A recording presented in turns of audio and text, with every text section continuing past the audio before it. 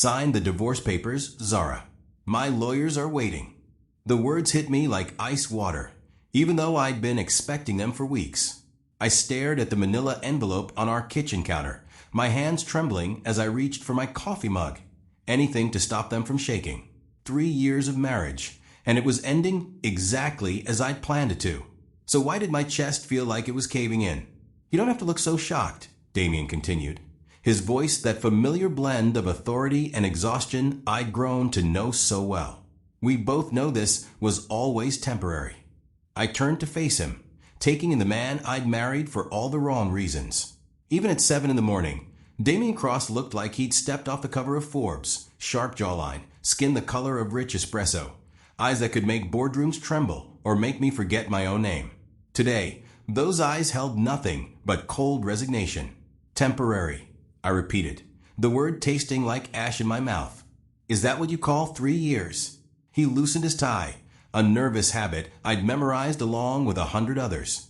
3 years of you pretending to love me while planning. What exactly, Zara? What was the end game? My breath caught. He knew. Somehow he knew. But before I could respond, my phone buzzed with a text that made my blood freeze. Payment received. The job is done. Your father's company is officially destroyed. K. I grabbed the phone, but it was too late. Damien had seen the message flash across my screen. His face went from resigned to devastated in seconds. Your father's company, he said slowly, each word deliberate. The one that's been trying to acquire my subsidiaries for months. The one that destroyed my mother's restaurant chain 20 years ago. Hey, my friend, hope you're doing well. Drop a comment and let me know how you're feeling about this story so far and where you are watching from. Some stories are too close to my heart to share on YouTube. I send those, along with little life lessons and surprises, to my email circle. If you'd like to be part of it, you can join with the link in the description. The silence stretched between us like a chasm. I'd spent 3 years studying this man's face, learning to read every micro-expression, and I'd never seen him look so broken. Damien, you married me to destroy my business. His voice was barely a whisper. While I was falling in love with you, you were planning my ruin. The irony was so sharp it could cut glass. Because somewhere in those 3 years of playing the perfect wife, of learning his coffee preferences and his childhood fears, of watching him build empires during the day and read bedtime stories to his niece over video calls at night. Somewhere in all of that pretending, I'd stopped pretending. I'd fallen in love with the man I was supposed to destroy. And now it was too late. 6 months earlier. The Meridian Hotel's ballroom glittered with enough diamonds to fund a small country. I adjusted my dress, a midnight blue number I'd saved 3 months to afford, and reminded myself why I was here. This wasn't about the champagne or the networking or the way the chandelier light made everything look like a fairy tale. This was about justice. You clean up nice for someone plotting corporate espionage. I turned to find Cade Winters, my childhood friend turned private investigator, offering me a champagne flute. At 31, Cade had the kind of lean, dangerous look that made smart women stupid. Unfortunately for him, I'd known him since we were 12, and scraped knees meant more than sharp cheekbones. It's not espionage if it's personal, I murmured, scanning the crowd for my target. Where is he? Northwest corner, near the auction display. The man everyone's gravitating toward like he's got his own gravitational pull. Cade's voice carried that familiar note of concern. Zara, you don't have to do this. There are other ways to. To what? Get justice for my father. I shook my head. The courts failed us. The media failed us. Damien Cross destroyed my father's life's work with a hostile takeover disguised as market competition, and nobody cared because my father was just another small business owner who couldn't compete with billionaire tactics. That was the sanitized version. The truth was uglier. My father, Marcus Johnson, had built Pinnacle Construction from nothing. A black man in a white industry who'd earned respect through quality work and unwavering integrity. When his company started getting contracts that Cross Industries wanted, Damien hadn't just competed. He'd systematically destroyed every relationship my father had built, spreading whispers about project delays and cost overruns that weren't true. He'd used his connections to block permits, delay inspections, and ultimately force my father into bankruptcy. The stress had given my father a heart attack. He'd survived. But the man who taught me that hard work and honesty were enough to succeed in America never quite recovered his faith in either. "There's Damien Cross," Kate said quietly. I followed his gaze and felt my carefully laid plan stutter. In person, Damien Cross wasn't just handsome. He was magnetic. Tall enough to make me feel delicate at 5'8", with the kind of presence that made people listen when he spoke. He was talking to a group of investors, his hands moving as he explained something, and even from across the room, I could see the intelligence in his expression. This was going to be harder than I thought. "Remember the plan," Cade whispered. "Get close, gain his trust, find the evidence of what he did to your father's company. Make him pay." I straightened my shoulders. I remember. But as I walked toward the man who destroyed my family, I couldn't shake the feeling that I was walking toward my own destruction too. The first surprise was that Damien Cross noticed me immediately. I'd expected to have to work for his attention, throw myself in his path, manufacture a meeting. Instead, I was 3 steps into his circle when his conversation stopped mid-sentence, and his gaze locked on mine. "I don't think we've met," he said, extending his hand. His voice was deeper than I'd expected, warm in a way that didn't match the corporate shark I'd studied for months. "Damien Cross. Zara Johnson." His hand was warm, strong, and he held mine just a beat longer than professional. "I've heard a lot about you." Something flickered in his expression. Wariness? Interest? All bad, I hope. The good stories are usually boring. Despite myself, I laughed. I'd prepared for arrogant, ruthless scold. I hadn't prepared for charming. "Actually," I said, "I was hoping to ask you about something. I work in urban development consulting, and I've been studying your revitalization projects in Detroit. The way you preserved the historical integrity while modernizing infrastructure, it's impressive." It was true, technically. I had studied his Detroit projects, though for different reasons. I was looking for patterns, weaknesses, anything that might help me understand how he operated. But Damien's whole demeanor shifted at the mention of Detroit. The polished businessman facade cracked, revealing something more genuine underneath. "You actually researched the Detroit work." He seemed surprised. "Most people only know about the Manhattan Towers or the Silicon Valley campus. Detroit was..." He paused, choosing his words carefully. "Detroit was personal." Personal how? For a moment, I forgot why I was there. The way he talked about that project, with pride and protectiveness and something that looked like love, made him seem human in a way I hadn't anticipated. "My grandmother lived in Corktown her whole life," he said quietly. "Watched the neighborhood decay, watched her friends move away or lose their homes. When I finally had the resources to make a difference, I wanted to do it right. Bring life back without displacing the people who'd kept the community alive through the hard years." I blinked. This wasn't the narrative I'd built in my head. The Damien Cross I'd imagined didn't care about displacing communities. He destroyed them for profit. "That's not what I expected you to say." He studied my face with an intensity that made me self-conscious. "What did you expect?" Before I could answer, a woman in a crimson dress appeared at his elbow. "Damien, darling, you're needed for the donor photo." The moment broke. The businessman mask slid back into place, and I was left staring at a stranger again. "We should continue this conversation," he said, reaching into his jacket and pulling out a card. His fingers brushed mine as he handed it to me. "I'd like to hear more about your work in urban development." As he walked away, I stared at the card in my hand. It wasn't his business card, it was personal, with just his name and a phone number written in his own handwriting. "Well." Cade appeared beside me. "How did it go?" Damien's retreating figure, noting how he stopped to shake hands with the catering staff, how he bent down to listen when an elderly woman wanted to tell him something. "He's not what I expected," I admitted. "Good. That means he won't see you coming." But as I slipped Damien's number into my purse, I wondered who was really in danger of not seeing anything coming. 3 days later, my phone rang. "Zara? It's Damien Cross. I hope you don't mind. I got your number from the event registration." I was sitting in my tiny apartment in Oakland, surrounded by research materials about Cross Industries, and hearing his voice in this space felt surreal. "I don't mind," I said, moving a stack of financial reports off my couch.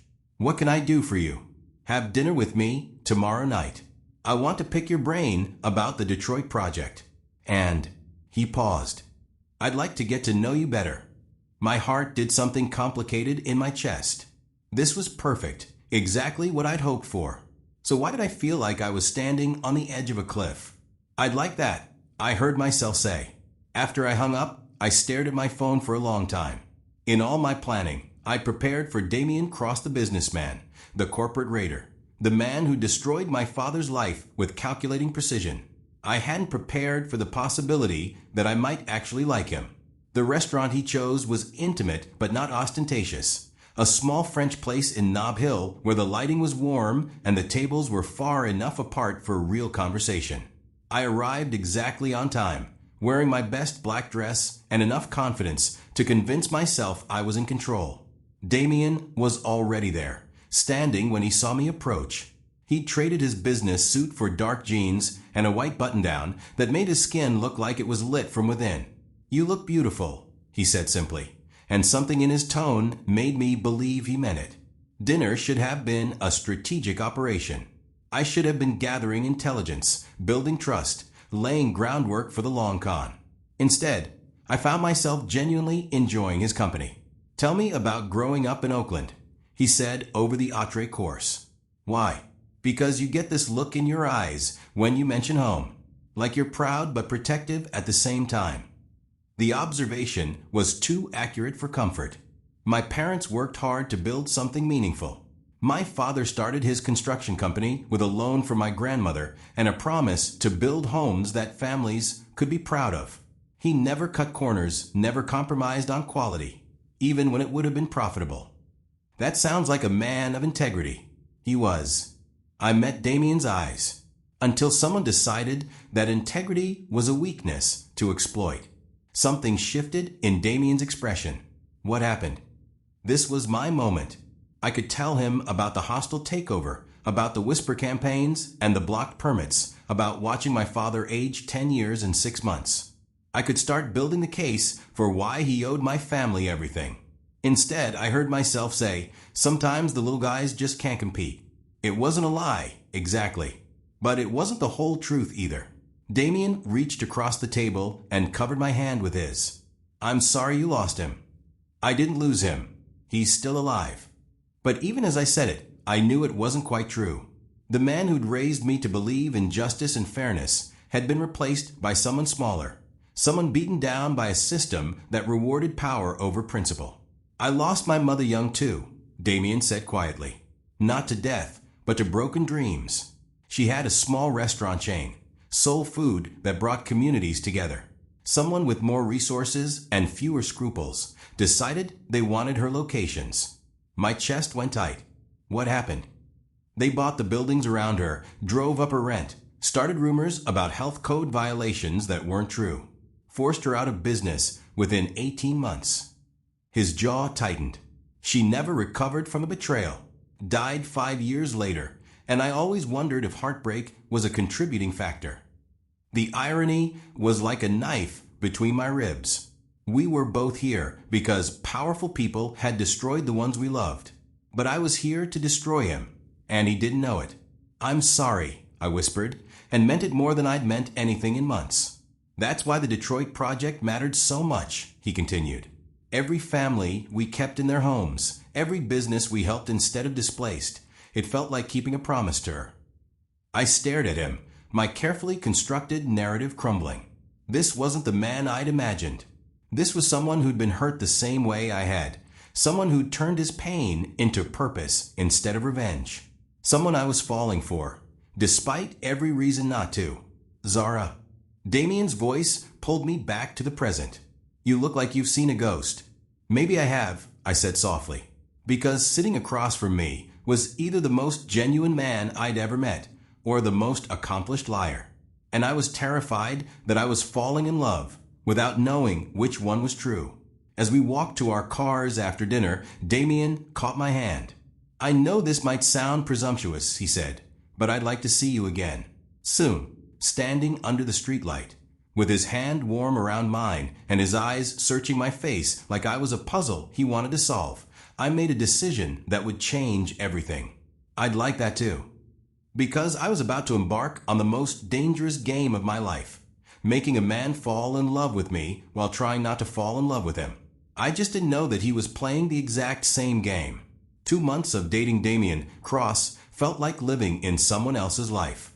He didn't just take me to expensive restaurants. He took me to his grandmother's grave in Calma and told me stories about the woman who'd raised him after his mother died. He didn't just buy me jewelry. He noticed that I always ordered tea instead of coffee and started keeping my favorite blend at his office. He didn't just sleep with me.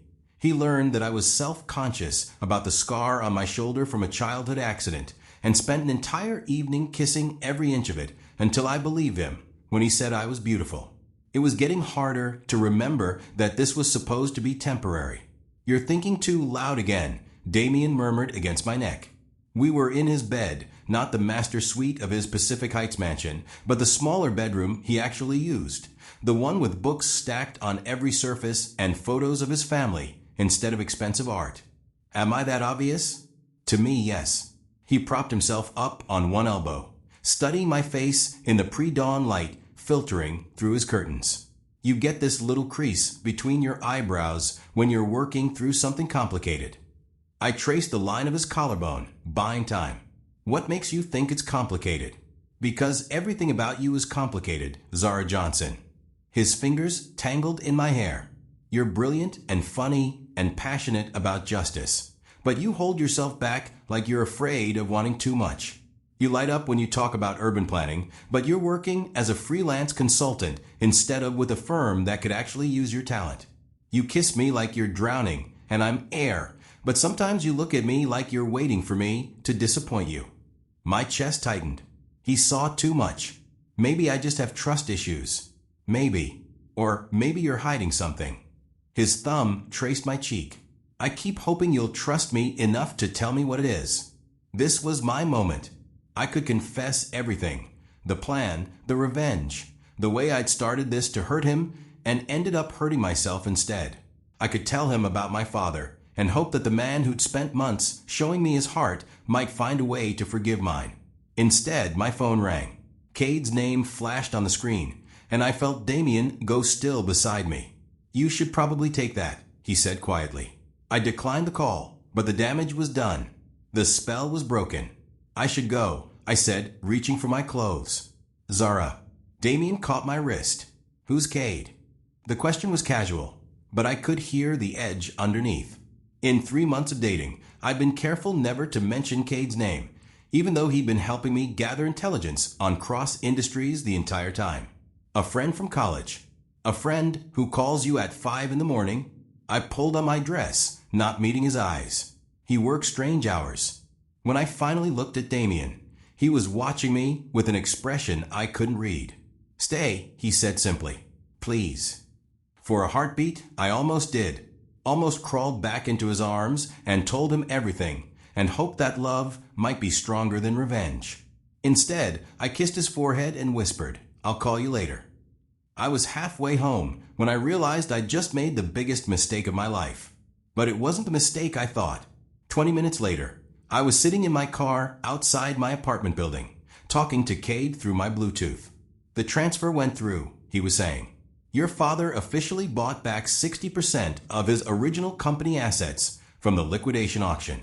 Cross Industries never saw it coming." I should have felt victorious.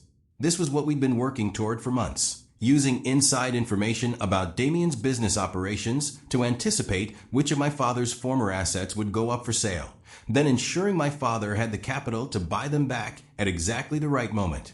How did we get the money together so fast? I asked, though I already knew the answer. Your future husband's investment portfolio is very accessible. When you know his personal banking habits. My stomach dropped. "Cade, tell me you didn't." "Relax. Nothing illegal. Just leveraged information you provided about his upcoming acquisition plans to make some very smart short-term investments on your father's behalf. Completely legitimate market activity." But it wasn't legitimate, not really.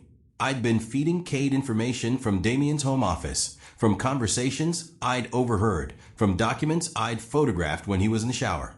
I'd been using his trust to fund my father's resurrection. Zara, you still there? I'm here. But I felt like I was watching myself from outside my body. Cade, I think we should stop. Stop? We're just getting started. This is phase 1. Now we move to phase 2, the real payback. What's phase 2? Marriage. Full access to his assets, his business plans, his connections. We can systematically return every advantage he stole from families like yours. The phone felt heavy in my hand. And if I don't want to marry him? Cade was quiet for a long moment. You're not falling for this guy, are you? No, I said automatically. Of course not. But as I sat alone in my car, watching the sunrise paint Oakland in shades of gold, I realized I'd just told my first outright lie of the day. And it wouldn't be my last. 3 weeks later, Damien proposed. We were at the Marin Headlands, watching the sunset paint the Golden Gate Bridge in impossible colors. He'd packed a picnic, not catered, but made himself, complete with the terrible sandwiches he insisted were artisanal, despite clear evidence that he'd never met a deli slicer in his life. I know it's fast, he said, dropping to one knee, while I was mid-bite of what might have been turkey, or might have been cardboard. But I've never been more sure of anything in my life. The ring was perfect, not the massive rock I'd expected, but a vintage Art Deco piece with a center stone surrounded by smaller diamonds in a pattern that looked like a flower. It was the kind of ring chosen by someone who'd been paying attention, who'd noticed that I preferred vintage jewelry and meaningful details over flashy displays. Damien, I whispered, staring at the ring box like it might explode. I love your laugh when you're surprised by something genuinely funny. I love how you argue with the news anchors during the morning show.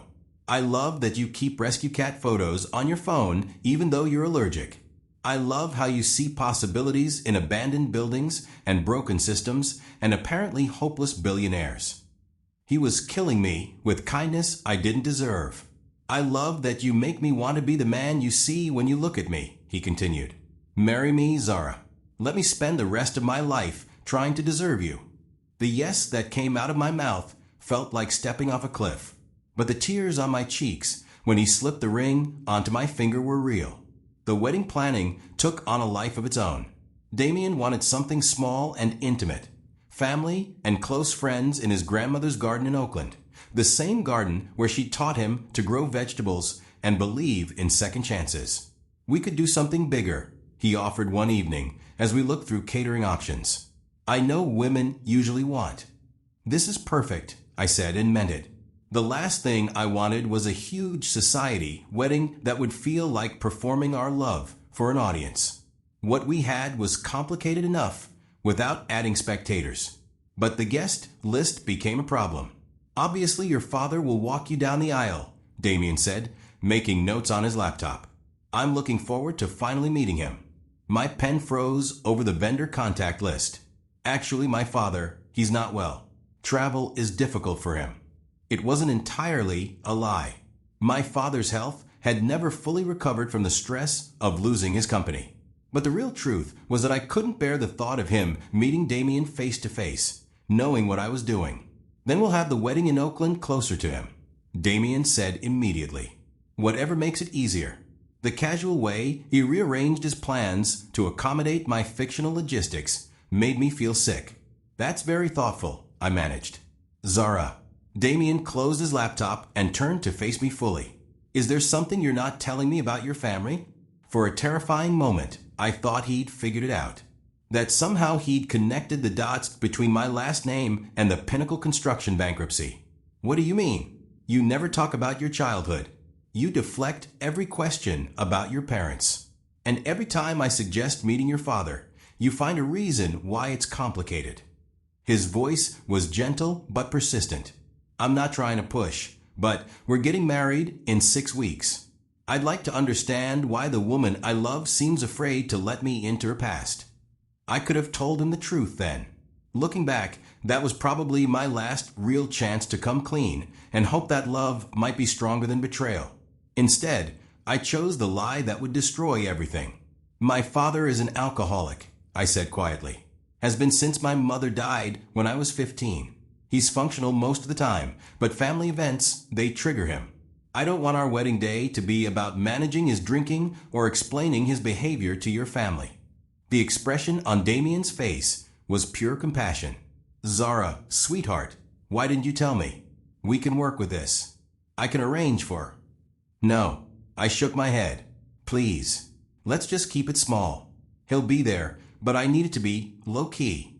Damien pulled me into his arms. Of course, whatever you need. As he held me, stroking my hair and murmuring reassurances I didn't deserve, I felt something inside me break. I was lying to the man I loved about the father I adored, and I was using his kindness to hurt him more deeply than I'd ever intended. But I was in too deep to stop now. The final straw came 2 weeks before the wedding. I was in Damien's home office, supposedly helping him organize files for a business trip, when I found the folder marked Pinnacle Construction Final Settlement. My hands shook as I opened it. Inside were documents that told a story completely different from the one I'd believed my entire adult life. Purchase orders showing that Cross Industries had tried to subcontract with Pinnacle Construction, not compete against them. Email chains where Damien personally recommended my father's company to other developers. And finally, a series of correspondence between Damien and my father that made my blood run cold. The hostile takeover I'd blamed on Damien had actually been orchestrated by Meridian Development Group, one of Cross Industries' biggest competitors. They'd used shell companies and false documents to make it look like Damien was behind the sabotage, while Damien had been trying to help my father fight back. The final email in the chain was from my father to Damien, dated just 2 months before the bankruptcy. Mr. Cross, I appreciate everything you've tried to do, but I can't accept any more help. My daughter believes you're responsible for destroying my company, and nothing I say seems to change her mind. I won't let her hatred poison any more relationships. I'll find another way to save Pinnacle. Thank you for your friendship. I sank into Damien's desk chair, the papers scattered around me like evidence of my own stupidity. My father had tried to tell me.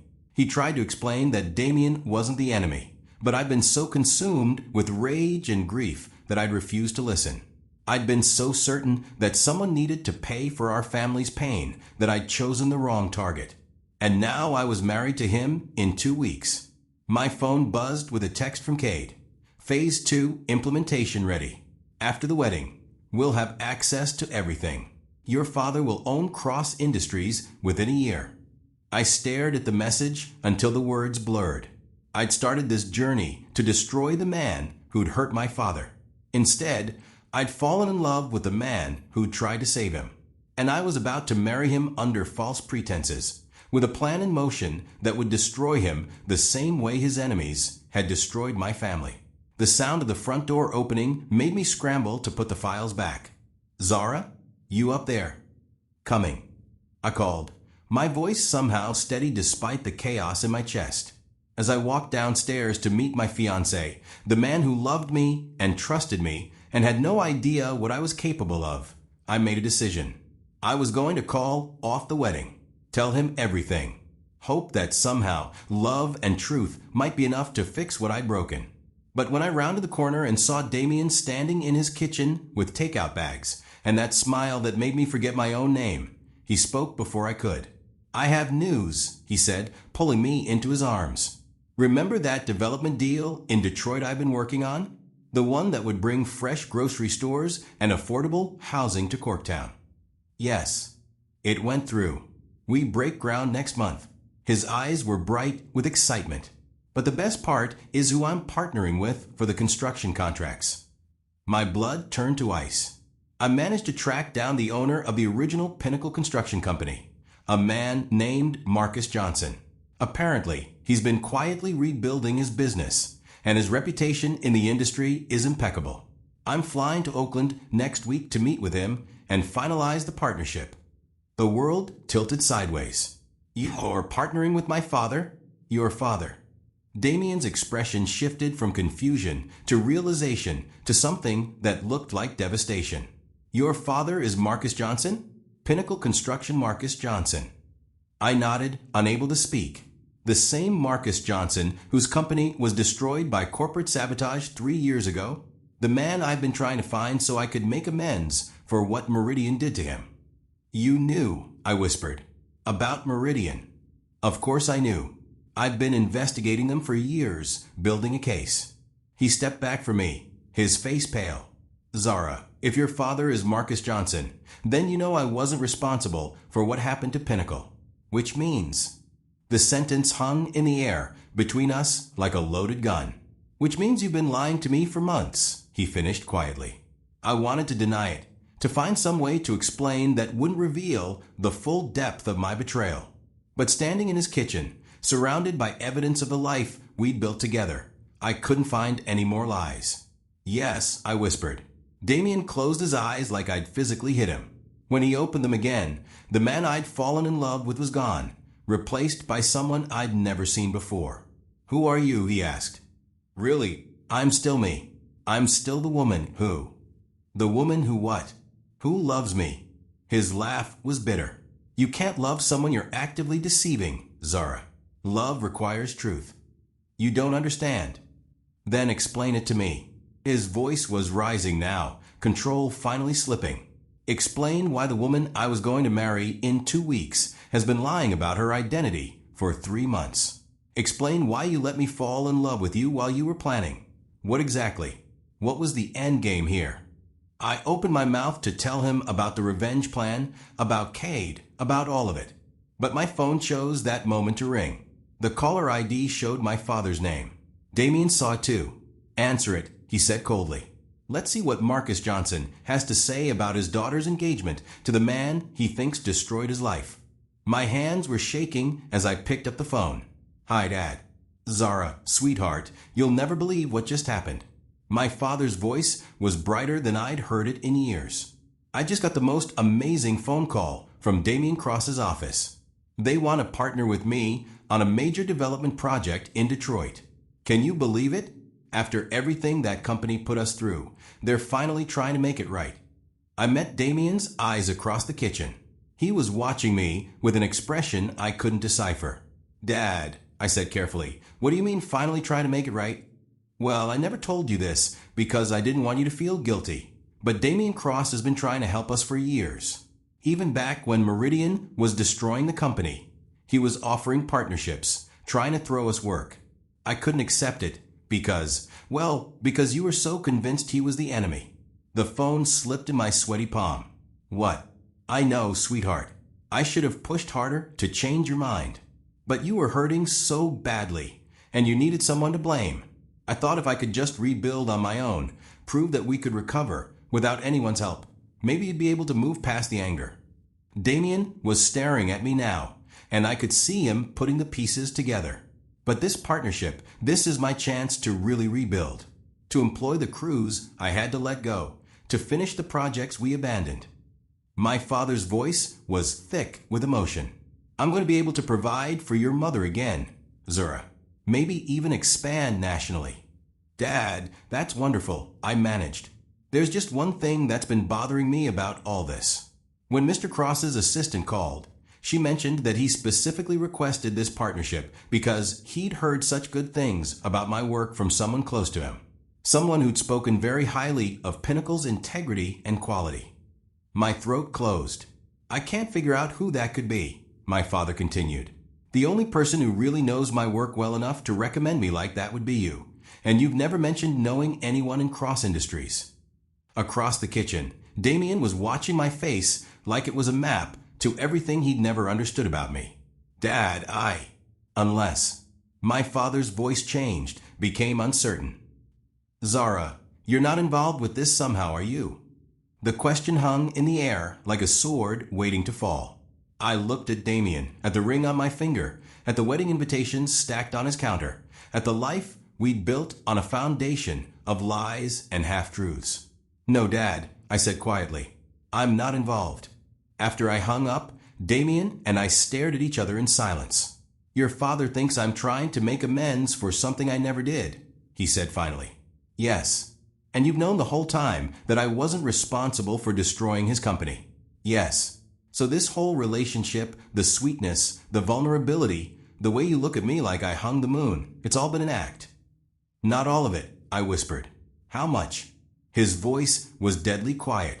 How much of the woman I fell in love with actually exists? I couldn't answer that, because I wasn't sure I knew anymore. Damien ran his hands through his hair, a gesture I'd learned meant he was trying to process something that didn't make sense. I need you to leave, he said finally. Damien, please. Let me explain. Leave, Zara. Before I say something we'll both regret. I gathered my purse and keys with hands that felt disconnected from my body. At the door, I turned back. For what it's worth, I said, I never meant to fall in love with you. Neither did I, he replied. That's what makes this so goddamn tragic. I didn't hear from Damien for 5 days. 5 days of staring at my phone, drafting texts I never sent, rehearsing explanations that sounded hollow even to me. 5 days of Kate calling with updates about Phase 2 implementation, while I sat in my apartment, surrounded by wedding plans, and wondered how I'd become someone I didn't recognize. On the 6th day, Damien's assistant called. Ms. Johnson, Mr. Cross would like to schedule a meeting to discuss the dissolution of your engagement. Dissolution. Like we were a business merger gone wrong. When? I asked. This afternoon at 2. His office. I'd been to Cross Industries exactly once for a company holiday party where I'd smiled and played the perfect fiancé while mentally cataloging security procedures and file organization systems. Walking into that gleaming downtown tower now felt like entering enemy territory. Except I was the enemy. Damien's office occupied the entire top floor with floor-to-ceiling windows that offered a view of the entire Bay Area. On a clear day, you could probably see Oakland from here, could see the neighborhood where I'd grown up, where my father was rebuilding his life with money indirectly stolen from the man I loved. Zara. I turned to find Damien standing behind his desk, dressed in a charcoal suit that made him look every inch the Billionaire CEO. Gone was any trace of the man who made terrible sandwiches and kept photos of his niece on his nightstand. Thank you for coming, he said formally. Please sit. I perched on the edge of the chair across from his desk, feeling like a job candidate being interviewed for a position I'd already lost. I've had my lawyers draft a dissolution agreement, he continued, sliding a thick folder across the desk. It's generous. You keep the ring, and there's a settlement that should cover any expenses you incurred planning the wedding. I stared at the folder without touching it. You want to pay me to go away. I want to end this cleanly, for both our sakes. Damien, if you'd just let me explain. Explain what? For the first time since I'd arrived, real emotion cracked through his professional demeanor. Explain how you've been playing a role for 3 months? Explain how you let me introduce you to my family while you were planning to destroy my business? Explain how you slept in my bed and whispered that you loved me while photographing confidential documents. My breath caught. How did you? I'm not stupid, Zara. I just trusted you enough not to act on my suspicions. He pulled out his phone and showed me a photo, me in his office, phone pointed at papers on his desk. My security system captures everything.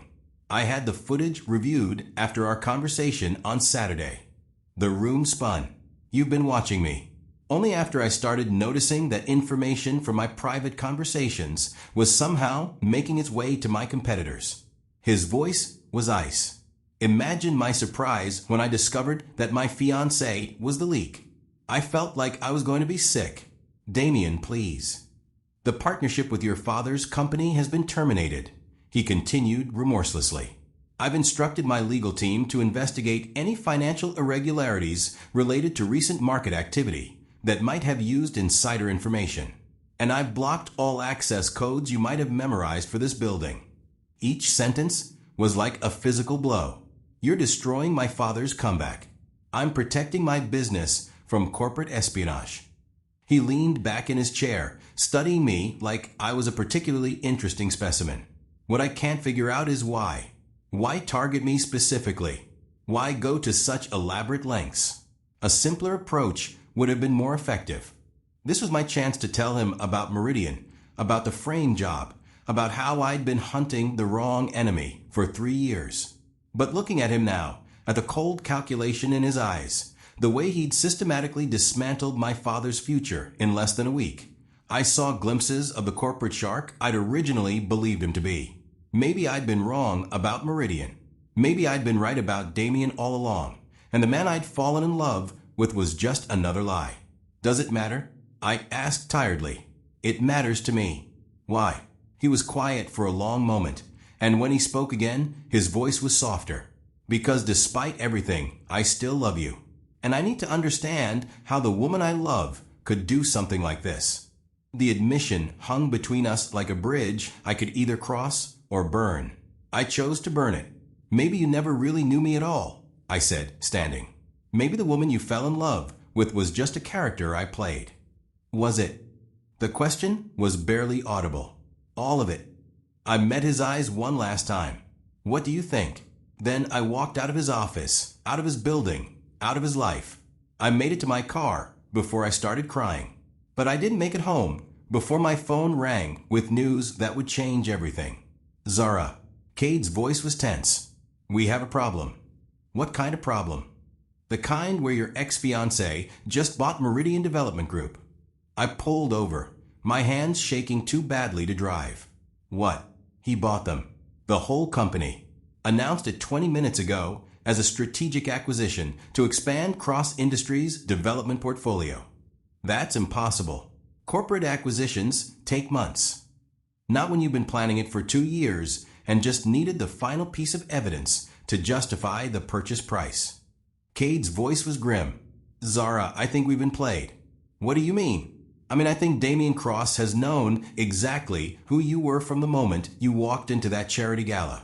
I think he's been running a counter-operation this entire time. The world tilted sideways. That's impossible. Is it? Think about it.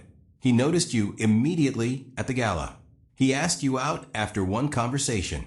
He proposed after 3 months. He's been feeding you access to information that seemed valuable, but was probably strategically chosen. My mind raced back through our relationship, looking for signs I'd missed. The way he'd always seemed to know exactly what to say to keep me interested. The way he'd given me access to his office, but always seemed to be working on the most sensitive projects somewhere else. The way he'd proposed right after I'd started having doubts about the revenge plan. He's been using me, I said numbly. To get to Meridian, yeah. Think about it. What better way to build a case against them than to have someone on the inside of their operation? Someone who could provide evidence of their methods, their willingness to use corporate espionage. I thought about the files I'd found, the emails between Damien and my father. But those documents, the evidence that Meridian framed him, could easily be fabricated. Zara, this guy has the resources to create any narrative he wants. As I sat in my car, watching traffic flow past on Highway 101, I tried to figure out which version of reality was true. Was Damien the kind man I'd fallen in love with, who'd been trying to help my father all along? Or was he the master manipulator who'd played me perfectly, using my own revenge plot to destroy his real enemies? What do? I asked Cade. You stick to the plan. You marry him in 10 days, and you find out the truth from the inside.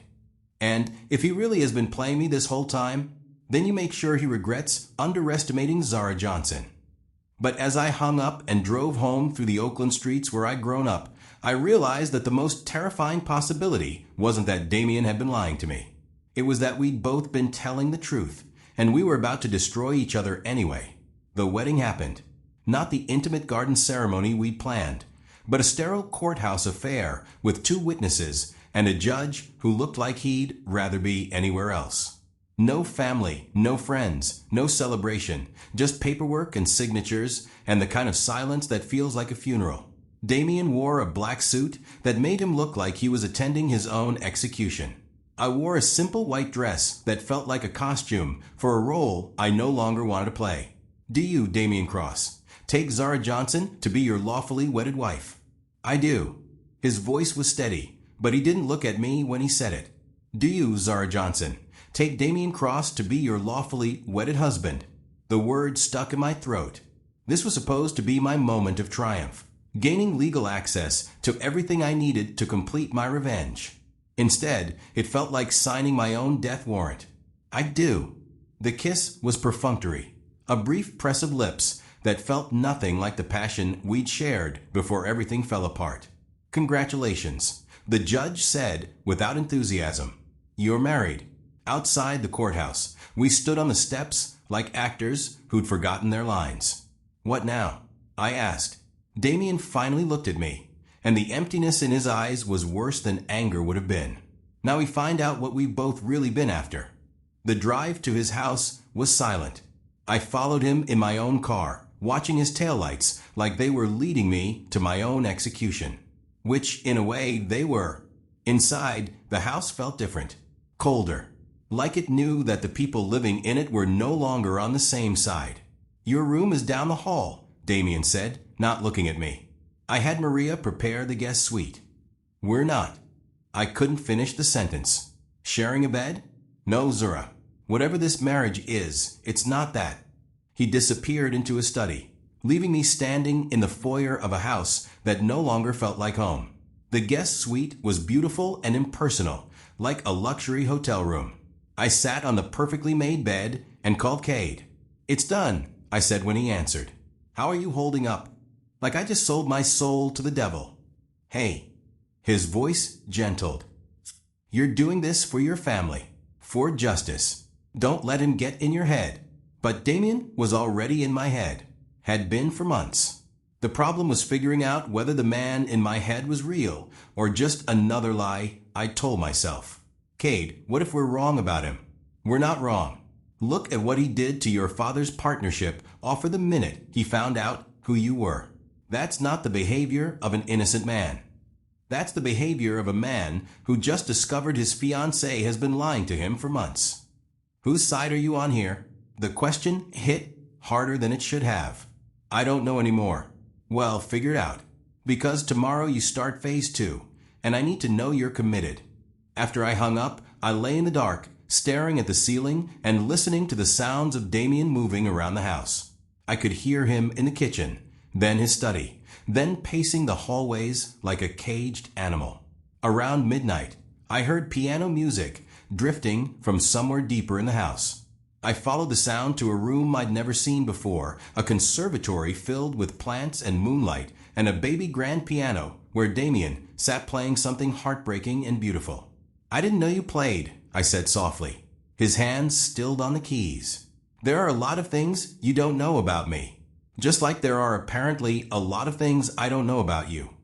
Damien, don't. He stood up, closing the piano bench with more force than necessary. Whatever you're about to say, just don't. I can't handle any more truth or lies or whatever category your words fall into tonight. Can I ask you something? He turned to face me, and in the moonlight, he looked younger, more vulnerable, like the man I'd fallen in love with might still exist, somewhere under all the hurt and anger. Did you know? I asked. When you met me at the charity gala, did you know who I was? The question seemed to surprise him. No, he said finally. I had no idea. When did you figure it out? I started suspecting something was wrong about 6 weeks ago. You knew too much about my business, asked too many specific questions. But I didn't know who you really were until Saturday. And the Meridian acquisition has been in the works for 18 months. Long before I met you. He studied my face. Why? Because I need to know if anything between us was real. Damien was quiet for so long I thought he wasn't going to answer. Everything was real, he said finally. That's what makes this so fucking devastating. Then he walked past me toward the door, pausing only to add, your friend Cade has been feeding information to Meridian's executives for the past 2 months, by the way. Thought you should know who you're really working with. The conservatory door closed behind him with a soft click, leaving me alone with the piano and the plants and the shattering realization that I'd been betrayed by everyone I trusted, including myself. I confronted Cade the next morning at a coffee shop in Berkeley, far enough from both our homes that we could speak freely. You've been working with Meridian, I said, without preamble. He didn't deny it. Since about a month after you started dating Cross. Why? Because they offered me more money in 6 months than I make in 2 years as a PI. And because they have information about your father's bankruptcy that you don't. I felt the last solid ground under my feet start to crumble. What information? Kate pulled out a tablet and slid it across the table. Pinnacle Construction wasn't destroyed by corporate espionage, Zara. It was destroyed by embezzlement. The screen showed bank records, transaction histories, evidence of systematic fund diversion that painted a picture I didn't want to see. Your father was stealing from his own company to cover gambling debts. The delayed projects, the cost overruns, the missing materials. It was all him trying to cover his tracks. That's not true. But even as I said it, I was remembering things. My father's strange hours, his secretiveness about the business finances, the way he'd refused to let me help with the books even when things were getting desperate. Meridian didn't frame Cross Industries for the hostile takeover. Cross Industries genuinely tried to help, just like the documents you found suggested. But your father was so deep in debt by then that no amount of help could have saved Pinnacle. I stared at the evidence, my entire worldview reshaping itself around these new facts. How long have you known? Since the beginning. Meridian hired me to investigate you when you started getting close to Cross. They wanted to know if you were a threat or an opportunity. And you decided I was an opportunity. I decided you were a woman who deserved to know the truth about her father, and who deserved a chance to make real money instead of chasing fairy tales about justice. The coffee shop was bustling with morning customers, people starting their days with simple problems like caffeine deficits and parking meters. I envied them their uncomplicated lives. What does Meridian want from me now? Complete the marriage. Get access to Cross's personal accounts and business records. They'll pay you $5 million for information that allows them to execute a successful hostile takeover. $5 million. Enough to set my father up for life, to pay for the medical care he needed, to finally give my family the security we'd never had. And if I refuse, they release the evidence about your father's embezzlement. He goes to prison, loses his contractor's license, and you lose him forever. Cade's expression was sympathetic but firm. This isn't really a choice, Zara. I thought about my father, about the way his face had lit up when he told me about the Detroit partnership, about how proud he'd been to rebuild something meaningful. He doesn't know, does he? About the gambling, the money. The Alzheimer's started around the same time as the bankruptcy. He remembers the shame and the loss, but not the details of why it happened. In his mind, he really was the victim of corporate conspiracy. Another piece of my world cracked apart. My father wasn't just losing his memory. He'd lost it in a way that let him remember his failures without remembering his guilt. The man I'd been trying to save had been protecting me from the truth about himself. I need time to think. You have until tonight. Meridian wants an answer before Cross figures out what's really happening. As I walked back to my car, I realized I was facing an impossible choice between 3 different betrayals. Betray my father by exposing his crimes, betray Damien by completing Meridian's plan, or betray myself by walking away from everything and everyone I'd ever cared about. But first, I needed to know if there was any part of my relationship with Damien that had been real. I drove to Oakland and parked outside the small house where I'd grown up. My father was in the backyard, working in the garden my mother had planted before she died. At 68, he moved more slowly than he used to, but his hands were still steady when they worked with growing things. Zara, he looked up with genuine pleasure. What a wonderful surprise. Come, help me with these tomatoes. I knelt beside him in the dirt, breathing in the smell of earth and growing things and home. Dad, I need to ask you something about Pinnacle Construction. His hands stilled in the soil. Sweetheart, you know I don't like talking about that time. I know, but it's important. I took a deep breath. Do you remember why the company really failed? For a moment, confusion flickered across his face. Then something that might have been shame. I made some mistakes, he said quietly. Trusted the wrong people. Made some bad decisions. What kind of decisions? He was quiet for so long I thought the moment had passed. Then he sighed, suddenly looking every one of his 68 years. I got in over my head, baby girl. Thought I could fix things on my own, but I just made them worse. He looked at me with eyes that were clear for the first time in months. I never wanted you to know how badly I failed you and your mother. Dad, I reached for his hand. What really happened to the money? I lost it. His voice was barely a whisper. All of it. The company funds, the emergency accounts, everything. I thought I could win it back, but gambling doesn't care about your intentions. Hearing him admit it was somehow worse than discovering it from bank records. This was my father, the man who taught me about integrity and hard work, confessing that he'd thrown it all away chasing easy money. Is that why you couldn't accept help from Cross Industries? Partly, but also because he squeezed my hand. You were so angry, Zara, so convinced that someone else was responsible for our problems. I didn't have the heart to tell you that the someone responsible was me. In that moment, I understood the true cruelty of my father's condition. He could remember. I sat back on my heels, dirt on my hands and tears on my cheeks.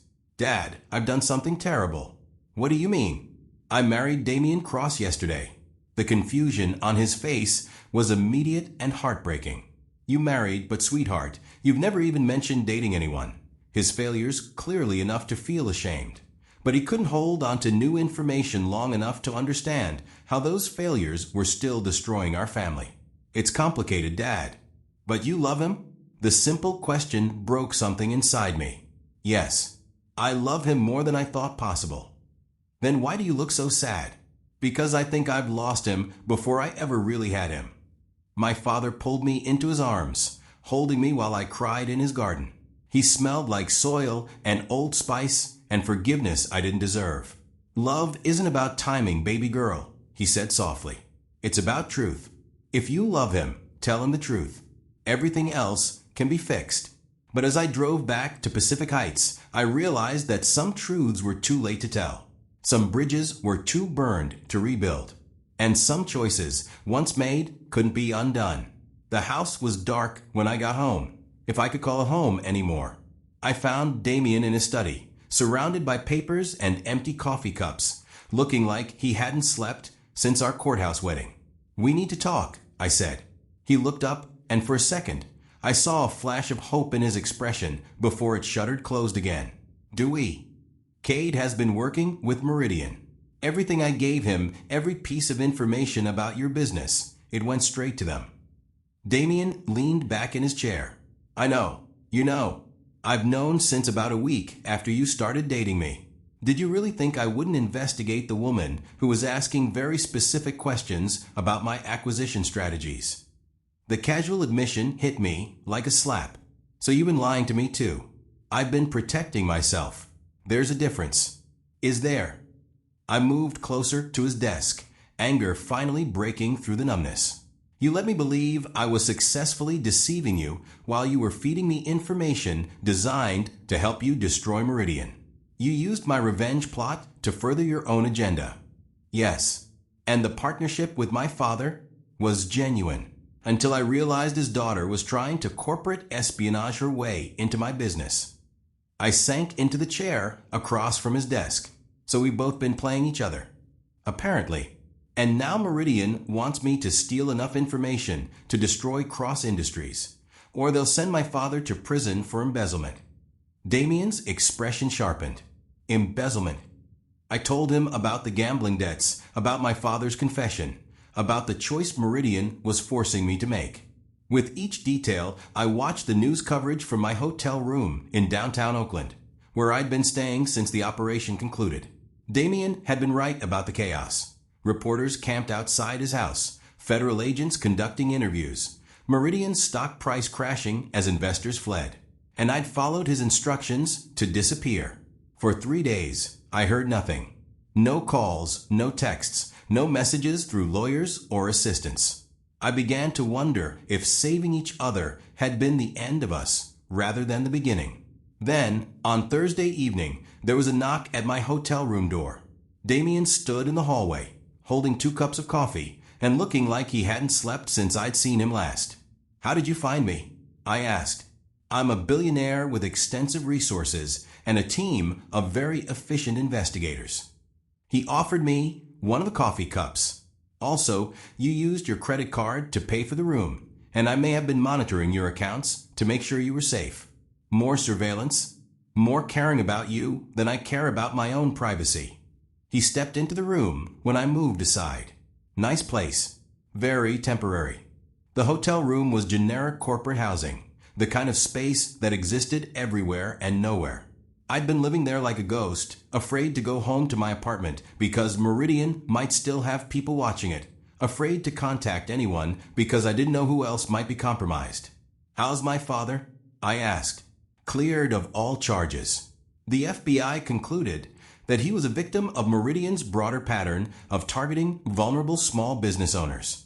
Damien sat on the edge of the bed, careful to maintain distance between us. He doesn't remember most of the details about the gambling or the embezzlement. The Alzheimer's has progressed to the point where he genuinely believes the narrative about corporate conspiracy. That's probably a mercy. I thought so too. I've also arranged for him to receive the best possible care, memory specialists, experimental treatments, whatever might help slow the progression. I stared at him. Why? Because he's your father. And because he's a good man who made some bad choices and doesn't deserve to suffer alone. The casual way he'd taken responsibility for my father's care made my chest tight. "Damien, you don't have to." "I want to. I've set up a trust fund that will cover all his medical expenses and ensure he can live comfortably for the rest of his life. Your mother too, if she'll accept the help." "My mother died when I was 15. "I know. I meant your stepmother, Patricia. Your father remarried 2 years ago, but he sometimes forgets and introduces her as his girlfriend." I blinked back tears. "He has someone? A retired nurse named Patricia who seems to love him very much and understand his condition better than most people would." Damien's voice was gentle. "She's been taking care of him while we've been dealing with all this." "You've met her." "I've met both of them. Officially introduced myself, explained about the partnership opportunity, made sure they understood that any past conflict between our companies was based on misinformation." "What did my father say?" "He said he'd always hoped his daughter would find someone who loved her enough to move mountains for her." Damien met my eyes.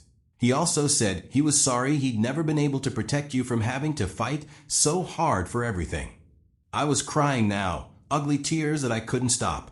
"He thinks you're good for me. Patricia thinks you're good for me too. She said any woman who could inspire a man to investigate corporate corruption for 2 years just to clear her father's name must be worth fighting for." "Is that what you told them? That you investigated Meridian to clear his name?" "It's what I told myself, anyway."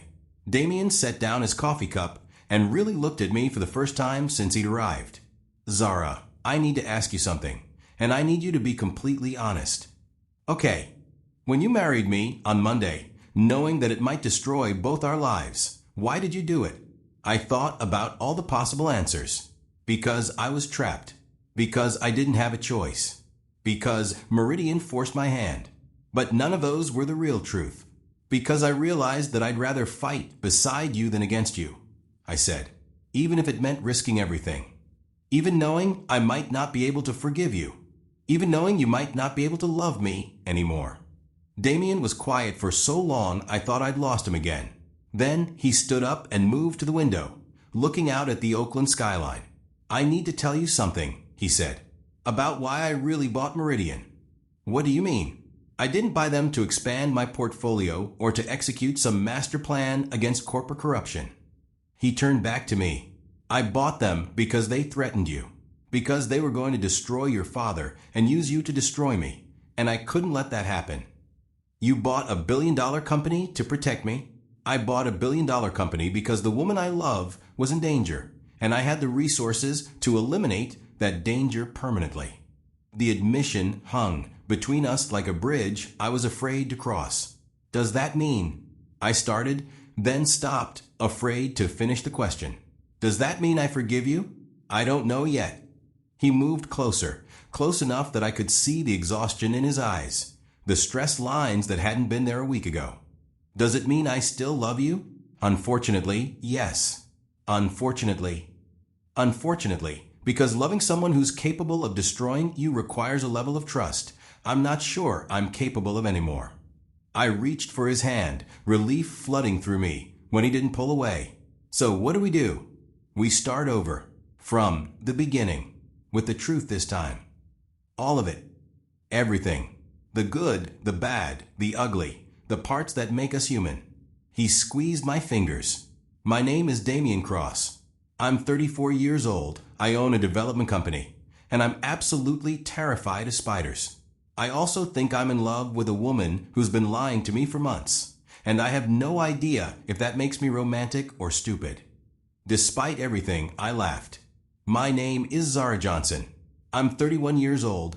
I have a master's degree in urban planning that I've been too afraid of failure to use properly. And I married you yesterday for revenge, but I'm staying married to you for love. Are you? His voice was careful. Staying married to me? If you'll have me. If we can figure out how to rebuild trust. If you can forgive me for being so broken that I tried to hurt the best thing that ever happened to me. I can forgive you, he said quietly. I'm just not sure I can forget. I don't want you to forget. I want you to remember, so we never make these mistakes again. He pulled me into his arms then, and for the first time in weeks, the embrace felt like coming home instead of saying goodbye. There's one more thing, he murmured against my hair. What? Cade. He's agreed to testify against Meridian in exchange for immunity, but he's also agreed to something else. I pulled back to look at him. What? Community service. 500 hours of pro bono investigative work for families dealing with corporate fraud. Damien's eyes crinkled at the corners. Your idea of justice might be rubbing off on him. And my father's partnership? Still happening. He'll be the lead contractor on the Detroit project, plus 2 additional developments in Oakland and Sacramento. Patricia is already talking about expanding to Phoenix. You're rebuilding his company. I'm giving him the chance to rebuild himself. There's a difference. We stood together in my temporary hotel room, holding each other while the city lights twinkled beyond the windows. And I realized that love wasn't about perfect people finding each other. It was about broken people choosing to heal together. So what happens now? I asked. Now we go home. We unpack your things in our bedroom. The master suite this time, not the guest room. We figure out how to be married to each other instead of married against each other. And then we build something together. Something real. Something that honors both our families and both our dreams. What did you have in mind? Damien smiled, and for the first time in weeks, it reached his eyes. How do you feel about starting a non-profit development company? One that specializes in helping small business owners rebuild after corporate predation. You want to turn our trauma into our mission. I want to turn our love into something that makes the world better. As we left the hotel together, walking hand in hand toward a future we'd almost destroyed before we'd had a chance to build it, I realized that sometimes the best revenge is healing. Sometimes the greatest victory is choosing love over fear, truth over comfort, forgiveness over justice. Sometimes falling in love too late turns out to be exactly the right time. 6 months later, Zara Cross, Urban Development Specialist, I said, practicing the signature for my new business cards. It has a nice ring to it. Better than Zara Johnson, Corporate Spy, Damien said from across our shared office space. We'd converted the conservatory into our headquarters for Johnson Cross Development, a nonprofit that had already helped 12 families rebuild businesses destroyed by corporate predation. I was a terrible corporate spy. The worst. You fell in love with your target. You fell in love with your spy. Best mistake I ever made. I looked around our office, at the plants that reminded us to grow, at the piano where Damien composed melodies while I drafted proposals, at the photo of my father and Patricia cutting the ribbon at their Sacramento office opening. Do you think we would have found each other if none of the bad stuff had happened? I asked. No, Damien said honestly. I think we needed to be broken before we could appreciate being whole, even if it meant almost losing each other, especially because it meant almost losing each other. He looked up from his laptop. Speaking of which, I have news. Good news or complicated news? Both. Marcus and Patricia are engaged. I grinned. That's wonderful. They want us to plan the wedding. Apparently, we're the experts on complicated love stories with happy endings. Are we? Happy ending, I mean. Damien saved his work and stood up, moving around the desk to pull me into his arms. After 6 months of rebuilding trust and learning to love each other honestly, his touch still made my pulse race. "Ask me again in 50 years, he said, kissing my forehead. But so far, so good. As he held me in our conservatory office, surrounded by the life we'd built from the wreckage of our individual revenge plots, I realized that I'd gotten everything I'd wanted. Not the destruction I'd planned, but the healing I'd never dared to hope for. My father had his company back and a woman who loved him. Damien had justice for his mother and a partner who understood his mission. And I had a love story that proved sometimes the best way to destroy your enemy is to marry them. Even if you fall in love too late, it might still be exactly the right time. What did this story teach you about the power of choosing love over revenge? Drop your thoughts in the comments and subscribe for more stories that will change how you see the world. Damien's face changed from cold calculation to something that looked like genuine concern. "They're blackmailing you," he said when I finished. "They're offering me a way to save my father. By destroying me." Yes. We stared at each other across his desk, two people who'd fallen in love while trying to destroy each other, now facing the choice between mutual destruction or mutual salvation. "There's a third option," Damien said finally. "What?" "We work together, pool our resources, combine our evidence, and destroy Meridian before they can destroy either of our families." "Why would you help me after what I've done?" He was quiet for a long moment. "Because despite everything, I still believe the woman I fell in love with is real. And because that woman wouldn't let her father go to prison if there was another way." Hope fluttered in my chest like a bird testing damaged wings. "What did you have in mind?" "Meridian thinks they have you trapped. They think you'll do anything to protect your father." He pulled out a file I hadn't seen before. "But they don't know that I've been building a case against them for 2 years. Or that marrying you just gave me access to the last piece of evidence I needed." "What evidence?" "Your friend Cade. He's been documenting everything. Every conversation with Meridian, every payment, every illegal instruction. He just doesn't know it." I stared at him. "You've been recording Cade?" "I've been recording everyone who might be connected to Meridian's operation, including you." His voice was gentle but implacable. "Every conversation you've had in this house, every phone call you've made, every meeting with Cade, I have records of all of it." The room spun. "You've been spying on me." "I've been protecting myself from corporate espionage." The spying was collateral damage. "Jesus, Damien, do you have any idea how violated I feel right now?" "About as violated as I felt when I discovered that the woman I loved was photographing confidential documents in my office." We glared at each other across the desk, two people who'd hurt each other in ways that might be impossible to forgive. "So what's your plan?" I asked finally. "We give Meridian exactly what they want. You steal information from me, pass it to Cade, let them think they're about to execute the perfect takedown.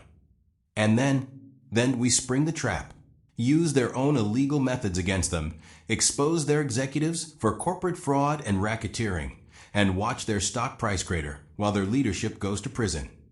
It was elegant, I had to admit. What about my father? Full immunity in exchange for testimony about Meridian's blackmail tactics. Clean slate, fresh start. And us. Damien's expression grew unreadable. "What about us? Do we have a future after this?" He stood up, moving to the window that overlooked the city where we'd met and fallen in love and destroyed each other. "I don't know," he said honestly. "I don't know if I can trust you again. And I don't know if you can forgive me for manipulating you, even if it was in self-defense. But you're willing to try?" He turned back to me, and for the first time since Saturday, I saw the man I'd fallen in love with. "I'm willing to find out if the love was real," he said. "Everything else we can figure out later." It wasn't a promise. It wasn't even hope, really. But it was a chance. And sometimes a chance is all you need to change everything. Operation Meridian Destruction began the next morning. For 3 weeks, I played the role of the perfect corporate spy. I photographed documents that Damien strategically left accessible, recorded conversations he had knowing I was listening, and passed carefully curated intelligence to Cade that painted a picture of Cross Industries as vulnerable and ripe for takeover. The hardest part wasn't maintaining the deception. It was living with Damien like roommates instead of lovers, sharing a house, but not a life, working toward the same goal while pretending to be enemies. "You're getting good at this," he said one evening as I secretly photographed his laptop screen while he was supposedly in the shower. "Good at what?" "Corporate espionage. You've got the subtle photography down to an art form." I looked up to find him standing in the doorway, fully dressed, watching me with something that might have been amusement. "How long have you been there?"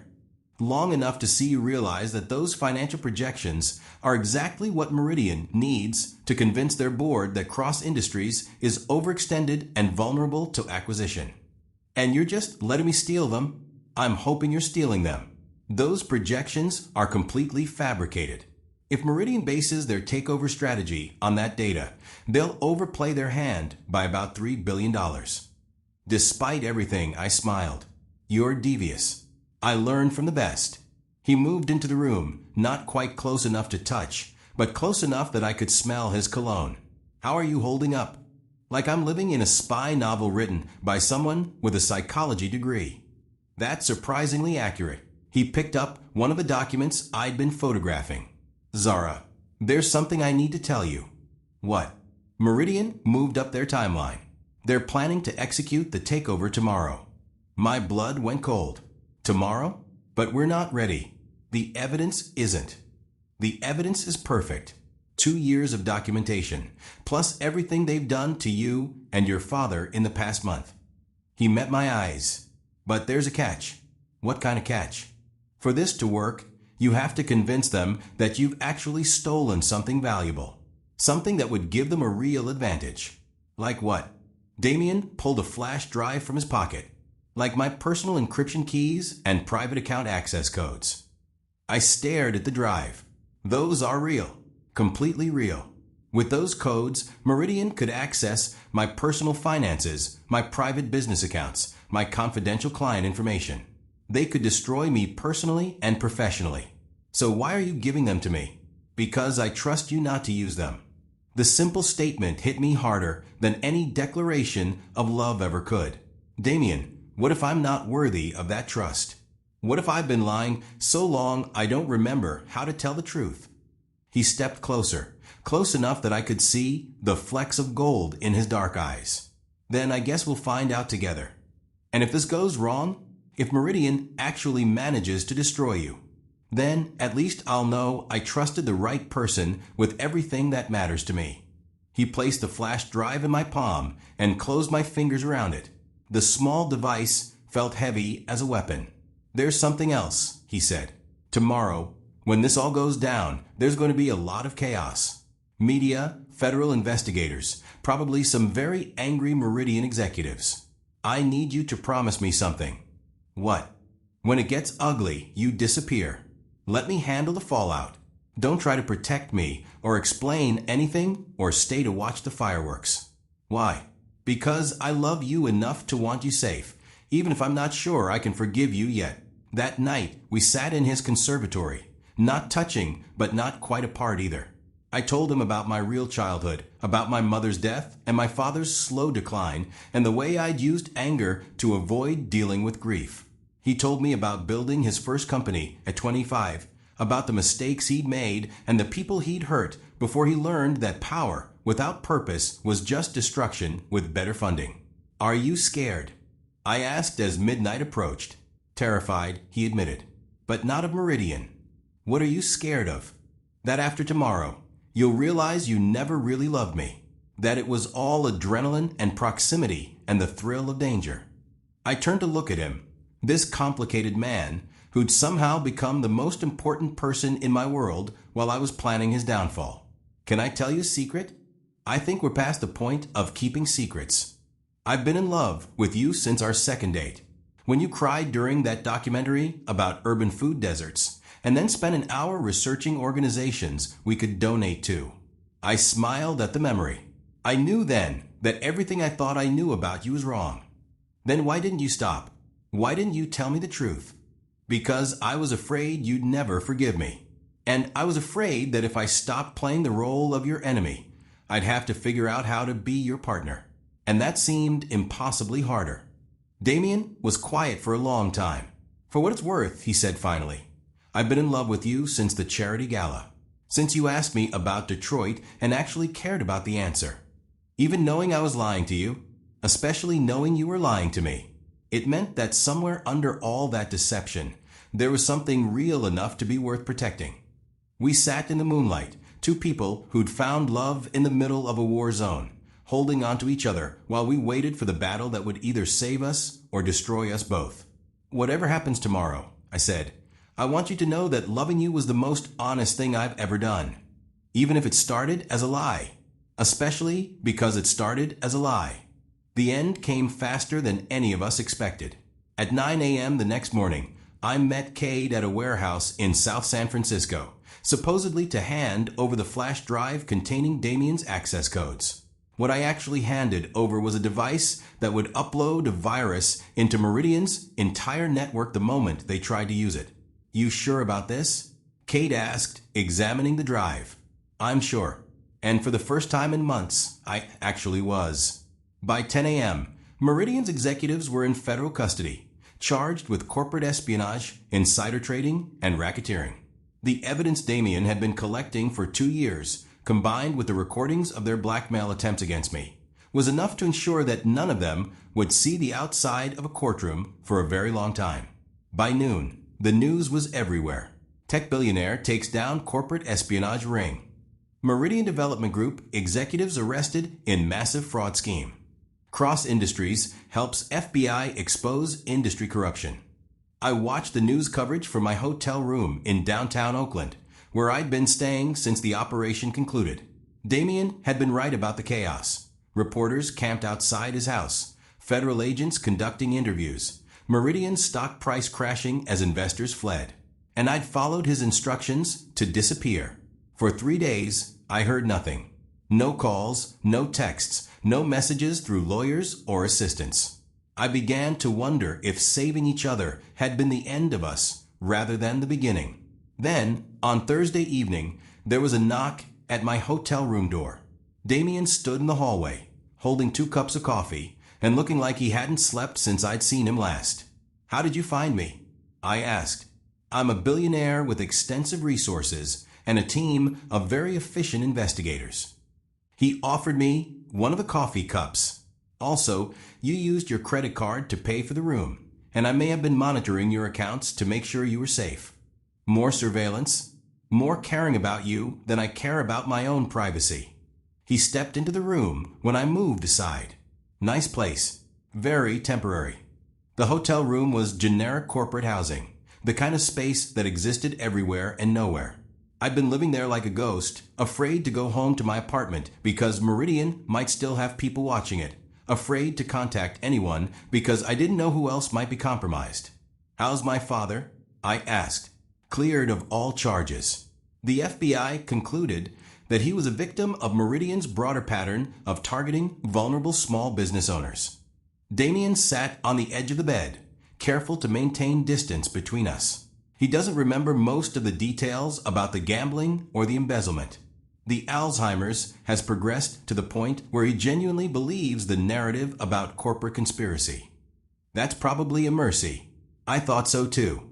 I've also arranged for him to receive the best possible care, memory specialists, experimental treatments, whatever might help slow the progression. I stared at him. Why? Because he's your father. And because he's a good man who made some bad choices and doesn't deserve to suffer alone. The casual way he'd taken responsibility for my father's care made my chest tight. Damien, you don't have to. I want to. I've set up a trust fund that will cover all his medical expenses and ensure he can live comfortably for the rest of his life. Your mother too, if she'll accept the help. My mother died when I was 15. I know. I meant your stepmother, Patricia. Your father remarried 2 years ago, but he sometimes forgets and introduces her as his girlfriend. I blinked back tears. He has someone, a retired nurse named Patricia, who seems to love him very much and understands his condition better than most people would. Damien's voice was gentle. She's been taking care of him while we've been dealing with all this. You've met her. I've met both of them. Officially introduced myself explained about the partnership opportunity, made sure they understood that any past conflict between our companies was based on misinformation. What did my father say? He said he'd always hoped his daughter would find someone who loved her enough to move mountains for her. Damien met my eyes. He also said he was sorry he'd never been able to protect you from having to fight so hard for everything. I was crying now, ugly tears that I couldn't stop. He thinks you're good for me. Patricia thinks you're good for me too. She said any woman who could inspire a man to investigate corporate corruption for 2 years just to clear her father's name must be worth fighting for. Is that what you told them? That you investigated Meridian to clear his name? It's what I told myself anyway. Damien set down his coffee cup and really looked at me for the first time since he'd arrived. Zara, I need to ask you something, and I need you to be completely honest. Okay, when you married me on Monday, knowing that it might destroy both our lives, why did you do it? I thought about all the possible answers. Because I was trapped. Because I didn't have a choice. Because Meridian forced my hand. But none of those were the real truth. Because I realized that I'd rather fight beside you than against you, I said, even if it meant risking everything. Even knowing I might not be able to forgive you. Even knowing you might not be able to love me anymore. Damien was quiet for so long I thought I'd lost him again. Then he stood up and moved to the window, looking out at the Oakland skyline. I need to tell you something, he said, about why I really bought Meridian. What do you mean? I didn't buy them to expand my portfolio or to execute some master plan against corporate corruption. He turned back to me. I bought them because they threatened you, because they were going to destroy your father and use you to destroy me, and I couldn't let that happen. You bought a billion-dollar company to protect me? I bought a billion-dollar company because the woman I love was in danger, and I had the resources to eliminate that danger permanently. The admission hung between us like a bridge I was afraid to cross. Does that mean? I started, then stopped, afraid to finish the question. Does that mean I forgive you? I don't know yet. He moved closer, close enough that I could see the exhaustion in his eyes, the stress lines that hadn't been there a week ago. Does it mean I still love you? Unfortunately, yes. Unfortunately. Because loving someone who's capable of destroying you requires a level of trust I'm not sure I'm capable of anymore. I reached for his hand, relief flooding through me when he didn't pull away. So what do? We start over, from the beginning, with the truth this time. All of it. Everything. The good, the bad, the ugly, the parts that make us human. He squeezed my fingers. My name is Damien Cross. I'm 34 years old, I own a development company, and I'm absolutely terrified of spiders. I also think I'm in love with a woman who's been lying to me for months, and I have no idea if that makes me romantic or stupid. Despite everything, I laughed. My name is Zara Johnson. I'm 31 years old. I have a master's degree in urban planning that I've been too afraid of failure to use properly, and I married you yesterday for revenge, but I'm staying married to you for love. Are you? His voice was careful. Staying married to me? If you'll have me. If we can figure out how to rebuild trust. If you can forgive me for being so broken that I tried to hurt the best thing that ever happened to me. I can forgive you, he said quietly. I'm just not sure I can forget. I don't want you to forget. I want you to remember, so we never make these mistakes again. He pulled me into his arms then, and for the first time in weeks, the embrace felt like coming home instead of saying goodbye. There's one more thing, he murmured against my hair. What? Cade. He's agreed to testify against Meridian in exchange for immunity, but he's also agreed to something else. I pulled back to look at him. What? Community service. 500 hours of pro bono investigative work for families dealing with corporate fraud. Damien's eyes crinkled at the corners. Your idea of justice might be rubbing off on him. And my father's partnership? Still happening. He'll be the lead contractor on the Detroit project, plus 2 additional developments in Oakland and Sacramento. Patricia is already talking about expanding to Phoenix. You're rebuilding his company. I'm giving him the chance to rebuild himself. There's a difference. We stood together in my temporary hotel room, holding each other while the city lights twinkled beyond the windows. And I realized that love wasn't about perfect people finding each other. It was about broken people choosing to heal together. So what happens now? I asked. Now we go home. We unpack your things in our bedroom, the master suite this time, not the guest room. We figure out how to be married to each other instead of married against each other. And then we build something together, something real, something that honors both our families and both our dreams. What did you have in mind? Damien smiled, and for the first time in weeks, it reached his eyes. How do you feel about starting a non-profit development company? One that specializes in helping small business owners rebuild after corporate predation. You want to turn our trauma into our mission. I want to turn our love into something that makes the world better. As we left the hotel together, walking hand in hand toward a future we'd almost destroyed before we'd had a chance to build it, I realized that sometimes the best revenge is healing. Sometimes the greatest victory is choosing love over fear, truth over comfort, forgiveness over justice. Sometimes falling in love too late turns out to be exactly the right time. 6 months later, Zara Cross, Urban Development Specialist. I said, practicing the signature for my new business cards. It has a nice ring to it. Better than Zara Johnson, corporate spy, Damien said from across our shared office space. We'd converted the conservatory into our headquarters for Johnson Cross Development, a non-profit that had already helped 12 families rebuild businesses destroyed by corporate predation. I was a terrible corporate spy. The worst. You fell in love with your target. You fell in love with your spy. Best mistake I ever made. I looked around our office, at the plants that reminded us to grow, at the piano where Damien composed melodies while I drafted proposals, at the photo of my father and Patricia cutting the ribbon at their Sacramento office opening. Do you think we would have found each other if none of the bad stuff had happened? I asked. No, Damien said honestly. I think we needed to be broken before we could appreciate being whole, even if it meant almost losing each other. Especially because it meant almost losing each other. He looked up from his laptop. Speaking of which, I have news. Good news or complicated news? Both. Marcus and Patricia are engaged. I grinned. That's wonderful. They want us to plan the wedding. Apparently, we're the experts on complicated love stories with happy endings. Are we? Happy ending, I mean. Damien saved his work and stood up, moving around the desk to pull me into his arms. After 6 months of rebuilding trust and learning to love each other honestly, his touch still made my pulse race. Ask me again in 50 years, he said, kissing my forehead. But so far, so good.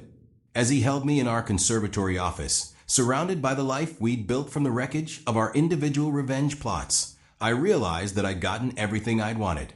Not the destruction I'd planned, but the healing I'd never dared to hope for. My father had his company back and a woman who loved him. Damien had justice for his mother and a partner who understood his mission. And I had a love story that proved sometimes the best way to destroy your enemy is to marry them. Even if you fall in love too late, it might still be exactly the right time. What did this story teach you about the power of choosing love over revenge? Drop your thoughts in the comments and subscribe for more stories that will change how you see the world.